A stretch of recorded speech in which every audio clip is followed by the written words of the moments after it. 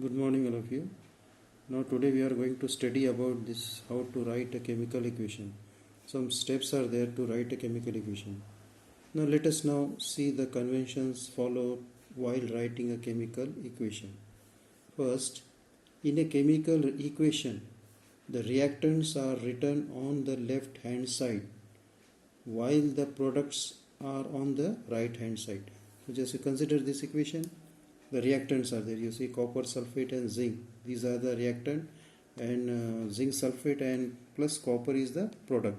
So they are reactants are written on the left side and products are written on the right side. An arrow heading towards the product is drawn in between them.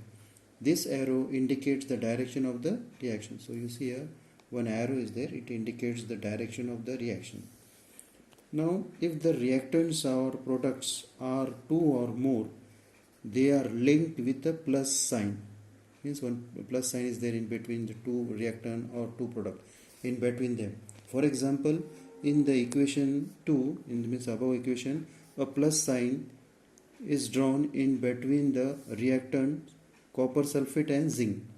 Similarly, a plus sign is drawn in between the products zinc sulfate and the copper. Third one, to make the chemical equation more informative, the physical state of the reactants are indicated in the equations. To make more information, to get the more information about the chemical equation, we are some symbols or signs are given. We'll see their gaseous, liquid and solid states are indicated by writing the letter in the bracket G, L and S, small s. Okay, you see here it is written here in this manner. Okay, respectively in the bracket. Moreover, if the product is gaseous, instead of writing this G in the bracket, it can be indicated by an arrow upward, pointing upward. Okay, so whenever you see this some symbol near the element, so you just assume that it is a gas in the gas form. If the product form is insoluble solid in the form of a precipitate, then instead of writing small s in the bracket, it can be indicated by an arrow that is pointing downward. Okay, when reactants and products are in the form of solution in water, they are said to be present in aqueous solution state. For example, this you see here also it is written. It means that the zinc sulfate is dissolved in water. Okay, aqueous solution. Here also it is there. Now this state is indicated by putting the letters AC in brackets after their formula. Thus the equation second, which is given already, is rewritten as equation 3 shown below. So we are writing more informative about the second equation: copper sulfate aqueous plus zinc, that is solid, then zinc sulfate aqueous, then copper solid. Okay. The fourth point, when heat is to be given from outside to bring about a reaction, it is indicated by the sign this way. For example, you see here the heat is applied to this, okay, from outside, then this type of symbol is given written above the arrow that indicates the direction of reaction. For example, the reaction in which slake lime, that is calcium carbonate, is formed. This is calcium oxide. Slake lime means calcium oxide. Is formed on heating limestone. This is limestone. Is shown as follows. So limestone, when heated, we are getting calcium oxide plus carbon dioxide gas, and the gas is evolved. Similarly, the fact that heat is released during the reaction between the aqueous solution of copper sulfate and zinc dust is indicated as follows. So we will see now when heat is released out. Here heat is given. Okay. So we will see now heat is given out from this. Here heat is taken.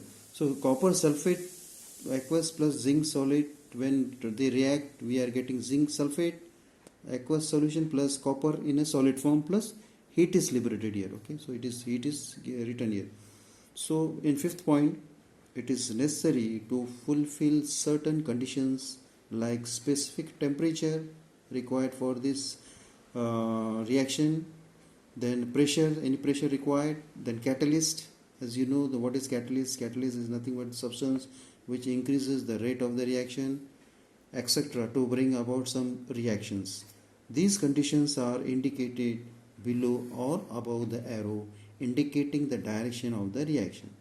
For example, the reaction of a vegetable oil takes place at the temperature of 60 degrees Celsius with hydrogen gas in presence of nickel catalyst and is written as follows.